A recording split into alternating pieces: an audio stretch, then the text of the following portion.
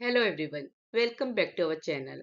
आज के इस वीडियो में हम नर्व सिस्टम के बारे में समझेंगे जो आपके कॉम्पिटिटिव एग्जाम के लिए बहुत ही इम्पोर्टेंट है। इसमें हम एनाटॉमी, फिजियोलॉजी और हेल्थ एजुकेशन की बात करेंगे। वीडियो अच्छा लगे तो लाइक कीजिएगा, चैनल को सब्सक्राइब जरूर कीजिएगा। चलो स्टार्ट करते हैं अपना टॉपिक। सबसे पहले समझते हैं कि नर्व सिस्टम होता क्या है। देखो, नर्व सिस्टम एक कंट्रोल और कोऑर्डिनेशन सिस्टम है। ये बॉडी के डिफरेंट पार्ट से इंफॉर्मेशन लेता है और उसको प्रोसेस करके रिस्पॉन्स देता है। तो ये हमारा नर्व सिस्टम है जो क्या कर रहा है, रिस्पॉन्स कर रहा है। और कैसे कर रहा है कि जो भी हमारी बॉडी के डिफरेंट पार्ट्स है उनसे इंफॉर्मेशन लेके। अब बात करते हैं नर्व सिस्टम के फंक्शन की। तो इसके थ्री मेन फंक्शन होते हैं। पहला सेंसरी इनपुट, दूसरा इंटीग्रेशन, तीसरा मोटर आउटपुट। देखो, सेंसरी इनपुट में क्या होता है कि यहाँ पे वाया रिसेप्टर रिसेप्टर के थ्रू इंफॉर्मेशन रिसीव होती है। दूसरा फंक्शन है इंटीग्रेशन। इसमें क्या है, ब्रेन और स्पाइनल कॉर्ड के थ्रू प्रोसेस और इंटरप्रेटेड डाटा, मींस उसको समझना कि क्या मतलब जो इंफॉर्मेशन रिसीव हुई है वो क्या इंफॉर्मेशन रिसीव हुई है। उसके बाद मोटर आउटपुट। इसमें क्या होता है, जो हमारी मसल्स और ग्लैंड है ये क्या करती हैं, रिस्पॉन्स देती हैं। जैसे अगर सपोज आपको कोई चीज उठानी है, पिक करनी है, तो जैसी आपके सेंसरी ऑर्गन्स को क्या हुआ, इनपुट मिला कि आप कुछ उठाना चाहते हैं रिसेप्टर के थ्रू। अब वो जो इंफॉर्मेशन आपके रिसेप्टर के थ्रू आपके सेंसरी ऑर्गन में पहुंची, वहां पे वो इंट्रीगेट हुई। उसको समझना, हमारा ब्रेन उसको क्या करेगा, समझने की कोशिश करेगा कि क्या हो रहा है। और ये विद इन मिली सेकेंड हो रहा है, बहुत ही कम टाइम में हो रहा है। तभी तो आप कोई चीज सीधे उठा लेते हैं। पर ये काम किसके थ्रू हो रहा है, हमारे नर्व सिस्टम के थ्रू। कि जब हमारी कोई वाया रिसेप्टर इंफॉर्मेशन रिसीव हो रही है, उसके बाद हमारा ब्रेन उसको क्या करता है, प्रोसेस करता है, उसको समझता है और मोटर आउटपुट में रिस्पॉन्स देता है कि हाँ, हमको इस चीज को पे करनी है। तो यही हमारे नर्व सिस्टम के फंक्शन होता है। डिवीजन की बात करें तो नर्व सिस्टम टू पार्ट्स में डिवाइड किया जाता है। पहला है सेंट्रल नर्व सिस्टम जिसे हम सीएनएस कहते हैं, and second one is peripheral nerve system जिसे पीएनएस कहते हैं। देखो, CNS mean central nerve system में क्या होता है, ब्रेन और स्पाइनल कॉर्ड आते हैं, ठीक है। और ये हमारे बॉडी का मेन कंट्रोल सेंटर होता है। इसके बाद पेरिफेरल जो नर्व सिस्टम है, ये बॉडी के सारे नर्व्स आते हैं, जितने भी हमारी बॉडी में नर्व्स हैं वो सब हमारे पीएनएस में आते हैं। ये सीएनएस को बॉडी के डिफरेंट पार्ट से कनेक्ट करते हैं, क्योंकि तभी तो इंफॉर्मेशन हमारे ब्रेन और स्पाइनल कॉर्ड तक पहुंचेगी, तभी तो हमारा ब्रेन उसे प्रोसेस करके हमारा मोटर आउटपुट होगा, या हम जो भी काम करना चाहते हैं वो कर पाएंगे, ठीक है। तो हम क्या कह रहे हैं कि सीएनएस में क्या होता है, ब्रेन और स्पाइनल कॉर्ड है, और ये बॉडी का क्या है, कंट्रोल सेंटर, यहीं पे सब कुछ कंट्रोल हो रहा है। और पीएनएस में क्या है, जितनी भी नर्व्स है हमारी वो बॉडी में, वो पीएनएस में है। और यही चीज क्या करिए, सीएनएस को बॉडी के डिफरेंट पार्ट से कनेक्ट करिए, तभी तो हमारा ब्रेन कंट्रोल करेगा और रिस्पॉन्स करेगा कि हमें ये चीज करनी है, ठीक है। अभी तक हमने पढ़ा कि हमारा जो नर्व सिस्टम है टू पार्ट में डिवाइड होता है, सीएनएस एंड पीएनएस में। इसके बाद जो हमारा पीएनएस का फर्दर डिवीजन होता है वो भी टू पार्ट्स में होता है। पहला सोमेटिक नर्व सिस्टम, दूसरा होता है ऑटोनॉमिक नर्व सिस्टम या एएनएस। देखो, सोमेटिक जो वॉलेंट्री एक्शन को कंट्रोल करता है, जैसे चलना, और ऑटोनॉमिक जो इन वॉलेंट्री एक्शन को कंट्रोल करता है। देखिए, ये तो हो गया हमारे पीएनएस का डिवीजन सोमेटिक और ऑटोनॉमिक में। इसके बाद क्या होता है, जो हमारा ऑटोनॉमिक नर्व सिस्टम है ये फर्दर टू पार्ट्स में डिवाइड होता है। क्या क्या पार्ट्स हैं उसके, सिंपैथेटिक और पैरासिम्पेटिक, ठीक है। तो हमारे जो सिंपेटिक होता है ये फाइट या फाइट सिचुएशन में काम करता है, और पैरासिम्पेटिक रेस्ट और डाइजेस्ट कंडीशन में काम करता है, क्योंकि ये सब हमारे क्या है, नर्व सिस्टम के पार्ट हैं। ठीक है, हर एक पार्ट क्या कर रहा है, एक फंक्शन परफॉर्म कर रहा है, किस जगह पे क्या परफॉर्म। जैसे हम कह रहे हैं सोमेटिक नर्व सिस्टम किस में कर रहे हैं, कि जब आप वॉकिंग कर रहे हैं, राइटिंग कर रहे हैं, तो उस केस में आपका सोमेटिक नर्व सिस्टम वर्क कर रहा है। और ऑटोनॉमिक, जैसे आप फाइट कर रहे हैं या आप रेस्ट कर रहे हैं, तो इस कंडीशन में आपका ऑटोनॉमिक नर्व सिस्टम वर्क कर रहा है। ठीक है, और ये सब किसके डिवीजन है, पीएनएस के। जो हमारा पीएनएस होता है, पीएनएस क्या होता है, हमारा पेरिफेरल नर्व सिस्टम, जो कि जितनी भी नर्व्स है उनको सीएनएस से कनेक्ट करता है। तो इस तरीके से हमारी बॉडी में क्या होते हैं, काम होते हैं। क्योंकि कंट्रोल सिस्टम तो ब्रेन है, पर हमारा जो नर्व सिस्टम की जो इंफॉर्मेशन हमारे ब्रेन तक पहुंचा रहा है, वो पीएनएस के थ्रू पहुंच रही है। अब बात करते हैं न्यूरॉन्स की। देखो, न्यूरॉन्स या नर्व सेल्स, न्यूरॉन्स क्या होते हैं, हमारे नर्व सिस्टम की बेसिक यूनिट होती है, या आप कह सकते हैं स्ट्रक्चर एंड फंक्शनल यूनिट होती है। इसके स्ट्रक्चर की बात करें तो इसके 3 पार्ट्स होते हैं, डेंड्राइट्स, सेल बॉडी या साइटोन और एक्सॉन। जो हमारे डेंड्राइट्स होते हैं, ये क्या करते हैं, सिग्नल रिसीव करते हैं, क्योंकि इसमें मल्टीपल, ये स्मॉल होता है पर इसमें मल्टीपल ब्रांचेस होते हैं, उसके थ्रू क्या होते हैं, ये सिग्नल रिसीव करते हैं। सेल बॉडी या साइटोन, ये क्या होता है, प्रोसेसिंग सेंटर है, जो भी सिग्नल रिसीव हो रहा है उसको प्रोसेस करने का काम कर रहा है। एक्सॉन, ये इम्पल्स को ट्रांसमिट करते हैं। तो इस तरीके का स्ट्रक्चर होता है हमारा न्यूरॉन का, क्योंकि ये क्या है, हमारे नर्व सिस्टम की बेसिक यूनिट होती है, जैसे हमारी सेल क्या होती है, बेसिक यूनिट होती है। ठीक है, वैसे नर्व सिस्टम की बेसिक यूनिट और फंक्शनल यूनिट क्या है, न्यूरॉन्स। टाइप्स की बात करेंगे तो हमारे न्यूरॉन 3 टाइप्स के होते हैं, सेंसरी न्यूरॉन, मोटर न्यूरॉन और इंटर न्यूरॉन।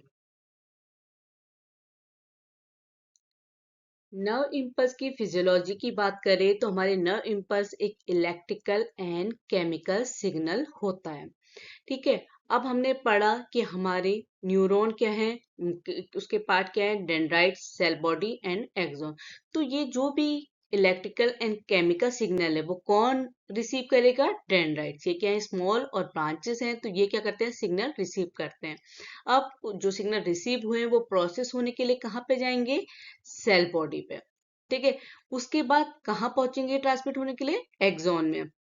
तो हमारा जो नर्व इम्पल्स है, जो इलेक्ट्रिकल एंड केमिकल सिग्नल होता है, ये डेंड्राइट से एक्सॉन की तरफ ट्रेवल करता है। अब समझते हैं ब्रेन के, जो हमारा सेंट्रल नर्व सिस्टम का मेन सेंटर है।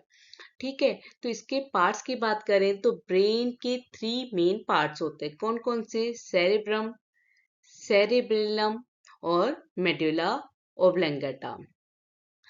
देखो, हमारा जो सेरेब्रम होता है, ये सबसे बड़ा पार्ट होता है। ये थिंकिंग, मेमोरी और वॉलेंटरी एक्शन को कंट्रोल करता है। तो हमारे क्या क्या फंक्शन है सेरेब्रम के, thinking, memory, intelligence, voluntary action, जितने भी होते हैं, चलना, उठना, लिखना, बैठना, ये सब कौन कंट्रोल कर रहा है, सेरेब्रम। इसके बाद जो सेकंड पार्ट है वो है सेरेबेलम। देखो, सेरेबेलम क्या करता है, बैलेंस और कोऑर्डिनेशन को मेंटेन करता है। थर्ड पार्ट है मेडुला ओब्लंगेटा।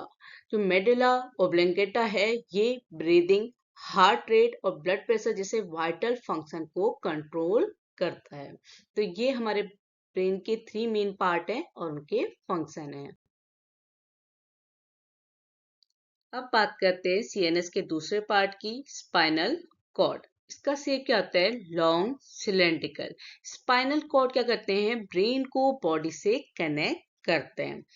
फंक्शन की बात करें तो स्पाइनल कॉर्ड इम्पल्स को कंडक्ट करते हैं टू या फ्रॉम ब्रेन। टू और फ्रॉम ब्रेन मीन्स कि ब्रेन की तरफ और या ब्रेन से इम्पल्स को कंडक्ट कर रहे हैं, पर या तो ब्रेन से या ब्रेन की तरफ को। ठीक है, क्योंकि ये हमारे ब्रेन को बॉडी से कनेक्ट करने का काम कर रहे हैं। दूसरा जो इनका फंक्शन है, ये रिफ्लेक्स एक्शन को क्या करते हैं, कंट्रोल करते हैं। आप समझते हैं रिफ्लेक्स एक्शन, क्योंकि अभी हमने कहा कि हमारा स्पाइनल कॉर्ड क्या करता है, रिफ्लेक्स एक्शन को कंट्रोल करता है, जो क्या है, इमीडिएट और इनवॉलेंटरी रिस्पॉन्स है स्टिमुलस के अगेंस्ट, की जो भी स्टिमुलस है उसके अगेंस्ट जो रिस्पॉन्स होता है वो क्या होता है, इनवॉलेंट्री, या हम कह रहे हैं कि रिफ्लेक्स एक्शन।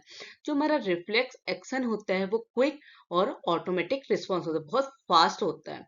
ठीक है, क्योंकि रिफ्लेक्स एक्शन में हमारा ब्रेन डायरेक्टली इन्वॉल्व नहीं होता है, क्योंकि सेंट्रल नर्व सिस्टम के स्पाइनल कॉर्ड और ब्रेन दोनों ही पार्ट होते हैं। ठीक है, तो जब हमारा ऐसी सिचुएशन है जहाँ पे क्या है, जो डेंजरस सिचुएशन हमको टाइम सेव करना है, या हमारे जो नर्व सिस्टम उसको टाइम सेव करना है, तो यहाँ पे क्या होगी, कोई भी इंफॉर्मेशन जो रिसीव हुई है वो स्पाइनल कॉर्ड में ही क्या हो जाएगी, प्रोसेस हो जाएगी। ठीक है, इसीलिए यहाँ पे जो हमारी रिफ्लेक्स एक्शन होता है या इन्वॉल्ट्री रिस्पॉन्स होता है, वहां पे ब्रेन डायरेक्टली इन्वॉल्व नहीं होता है। रिफ्लेक्स आर्क पाथवे की बात करें तो इसमें क्या होता है कि सबसे पहले जो रिसेप्टर है वो क्या करेगा, स्टिमुलस को डिटेक्ट करेगा। जैसे हमने एक एग्जांपल ले लिया कि हम क्या करते हैं, कोई भी हॉट ऑब्जेक्ट है, अपना हाथ को क्या कर लेते हैं, विड्रॉ कर लेते हैं, पीछे कर लेते हैं। अगर जैसे हमें कोई चीज जैसी टच करेंगे तो हमें लगता है गर्म है, तो हमारा हाथ पीछे को चले जाता है। ठीक है, ये कैसे हुआ कि रिसेप्टर ने क्या डिटेक्ट किया, स्टिमुलस को किया कि क्या है, हीट है। उसके बाद सेंसरी न्यूरॉन वो क्या करेंगे, जो हमारी स्पाइनल कॉर्ड है वहां तक इम्पल्स को कैरीज करेंगे। उसके बाद जो स्पाइनल कॉर्ड है वो क्या करेगा, इंटीग्रेशन सेंटर की तरह एक्ट करेगा, क्योंकि यहाँ पे ब्रेन हमें टाइम बचाना है, क्योंकि हमारा जो ऑब्जेक्ट है या स्टिमुलस है वो क्या है, हॉट है। तो यहाँ पे जो टाइम सेविंग के लिए क्या हुई, इंफॉर्मेशन कहाँ पे इंटीग्रेट हुई, स्पाइनल कॉर्ड में। उसके बाद जो मोटर न्यूरॉन है वो क्या करेंगे, कमांड कैरी करेंगे फ्रॉम स्पाइनल कॉर्ड। ठीक है, फिर इफेक्टर तक जो हमारी मसल्स या ग्लैंड है उस तक क्या करेंगे, इस इंफॉर्मेशन को कैरी करेंगे कि क्या रिस्पॉन्स आना है, क्या रिस्पॉन्स आना है, कि हमें अपना हाथ पीछे कर लेना है। तो ये जो एक्शन होते हैं, रिफ्लेक्स एक्शन, ये क्या होते हैं, क्विक और ऑटोमेटिक रिस्पॉन्स होते हैं। इसमें हमारा ब्रेन डायरेक्टली इन्वॉल्व नहीं होता है। तो कुछ सिचुएशन जो डेंजरस सिचुएशन होती है उनमें टाइम बचाने के लिए हमारा जो प्रोसेसिंग सेंटर है उसमें कौन एक्ट करता है, स्पाइनल कॉर्ड। ह्यूमन बॉडी में 12 पेयर कार्नियल नर्व्स और 31 पेयर ऑफ स्पाइनल नर्व्स होते हैं। ठीक है, पेपर में याद रखिएगा कि कार्नियल नर्व्स कितनी होती है, 12 पेयर्स में, और स्पाइनल नर्व्स 31 पेयर्स में। इंपॉर्टेंट टर्म्स की बात करें, क्योंकि इतनी देर से हम स्टिमुलस, रिस्पॉन्स, रिसेप्टर, इफेक्टर सबकी बात कर रहे हैं, अगर हम समझें कि ये इंपॉर्टेंट टर्म्स का मतलब क्या है। देखो, स्टिमुलस क्या होता है, चेंज इन एनवायरनमेंट। जैसे अभी मैंने आपको एग्जांपल लिया कि क्या है आपका ऑब्जेक्ट, हीट है या हॉट है। ठीक है, तो वो एनवायरनमेंट में चेंज हुआ है, अब आपका वो स्टिमुलस हो गया। रिस्पॉन्स, जो भी आप रिस्पॉन्स के अगेंस्ट क्या कर रहे हैं, रिएक्शन दे रहे हैं। जो आपका गर्म चीज है उसके अगेंस्ट आपका जो रिस्पॉन्स है उसे क्या कहते हैं, जो भी आपका रिएक्शन है उसको रिस्पॉन्स कहते हैं। रिसेप्टर जो स्टिमुलस को डिटेक्ट करता है, स्टिमुलस मतलब कि क्या इन्वायरमेंट में चेंज हुआ है या क्या आपका ऑब्जेक्ट है वो क्या स्टिमुलस है, और रिसेप्टर क्या है, जो स्टिमुलस को डिटेक्ट करे। इफेक्टर जो रिस्पॉन्स करे, जो हमारी मसल्स और ग्लैंड है वही तो रिस्पॉन्स करेंगी ना, तो वो क्या होती है, हमारी इफेक्टर होती है। तो जितने भी टर्म हमने अभी तक अपने वीडियो में पढ़े या हमने समझे, उनका मतलब ये होता है स्टिमुलस, रिस्पॉन्स, रिसेप्टर और इफेक्टर। ठीक है, समझ गए। स्टिमुलस क्या है, जो भी एनवायरनमेंट में चेंज है। रिस्पॉन्स, जो भी हम स्टिमुलस, जो भी रिएक्शन कर रहे हैं टू स्टिमुलस। और रिसेप्टर क्या है, डिटेक्ट स्टिमुलस, जो एनवायरनमेंट में चेंज हो रहा है उसे डिटेक्ट करना। इफेक्टर, जो भी हमारी मसल्स या ग्लैंड रिस्पॉन्ड कर रही है उसे इफेक्टर कहते हैं। अगर हेल्थ एजुकेशन की बात करें कि कैसे हम अपने नर्व सिस्टम की केयर करें, तो जो हमारी हेल्दी प्रैक्टिस होनी चाहिए वो क्या है, बैलेंस डाइट। ठीक है, बैलेंस डाइट मीन्स कि हमारे खाने में विटामिन बी, ओमेगा 3 ये होना चाहिए। दूसरा, प्रॉपर स्लीप। अगर हम 7 to 8 आवर्स सोए प्रॉपरली तो हमारा जो नर्व सिस्टम है वो क्या होगा, हेल्दी रहेगा। रेगुलर एक्सरसाइज, ठीक है, क्योंकि हमने पढ़ा ना कि सेरेबेलम क्या करता है, बैलेंस और कोऑर्डिनेशन में हेल्प करता है। आप रेगुलरली एक्सरसाइज करेंगे तो इसमें क्या होगा, हमारे नर्व सिस्टम को हेल्प मिलेगी। स्ट्रेस मैनेजमेंट, जो भी योगा या मेडिटेशन के थ्रू आप क्या कर सकते हैं, अपने स्ट्रेस को मैनेज कर सकते हैं, और ये हेल्दी प्रैक्टिस आपके नर्वस सिस्टम को भी क्या करेगी, हेल्दी रखेगी। अगर हम बात करें कि क्या क्या चीजें हमें अवॉइड करनी चाहिए, ठीक है, अपने नर्वस सिस्टम को हेल्दी रखने के लिए, तो अल्कोहल और ड्रग्स, ठीक है, एक्सेस स्क्रीन टाइम, जो बहुत सारा हम मोबाइल देख रहे हैं, क्योंकि इन सब में काम क्या कर रहा है, हमारा ब्रेन कर रहा है, और ब्रेन हमारे नर्व सिस्टम का कंट्रोल सिस्टम है, वही अच्छे से कंट्रोल नहीं कर पाएगा तो कोई भी आपकी बॉडी जो है का फंक्शन क्या है वो बिगड़ जाएगा, सही से जो फंक्शन है वो प्रॉपरली वर्क नहीं कर पाएगा। तो जो स्क्रीन टाइम है उसको भी क्या करना चाहिए, कम करना चाहिए, अवॉइड करना चाहिए। हेड इंजरी, अगर हेड इंजरी होती है तो उससे भी हमारा नर्व सिस्टम क्या होता है, अफेक्टेड होता है। कॉमन डिसऑर्डर की बात करें बेसिक अवेयरनेस के लिए, तो हमारे जो पहला डिसऑर्डर है वह है एपिलेप्सी, आपने सुना होगा मिर्गी, ठीक है। इसमें क्या होता है कि हमारे जो ब्रेन में इलेक्ट्रिकल एक्टिविटी है का क्या हो जाता है, सडन बस होने की वजह से क्या होती है, एपिलेप्सी हो जाती है। पार्किंसन डिजीज में क्या होता है कि मोस्टली तब नोटेबल होती है जब ये किसके साथ एसोसिएट हो जाती है, ट्यूमर्स, ट्यूमर्स मीन सेकिंग होना, इसमें इसके साथ साथ स्टिफनेस और वॉकिंग एंड कोऑर्डिनेशन में क्या होती है, डिफिकल्टी फेस करते हैं। एल्जाइमर डिसीज में क्या होता है, मेमोरी लॉस होता है। स्ट्रोक में क्या होता है, जब हमारे ब्रेन के पार्ट में ब्लड की सप्लाई क्या हो जाती है, इंटरप्ट हो जाती है, या तो क्या हुआ है, ब्लॉकेज हो गया हमारे ब्लड वेसल में, या जो ब्लड वेसल है उसमें बर्स्ट हो गया, तो इस वजह से हमारे ब्रेन में ब्लड नहीं पहुंच जाता है, ब्लड सप्लाई क्या हो जाती है, इंटरप्ट हो जाती है, इसकी वजह से स्ट्रोक होता है। अगर आपको वीडियो हेल्पफुल लगा हो तो प्लीज लाइक कीजिएगा, चैनल को सब्सक्राइब जरूर कीजिएगा, और आपको किसी भी टॉपिक पे वीडियो चाहिए तो आप कमेंट बॉक्स में लिख के बता सकते हैं। आज के लिए इतना ही, थैंक यू।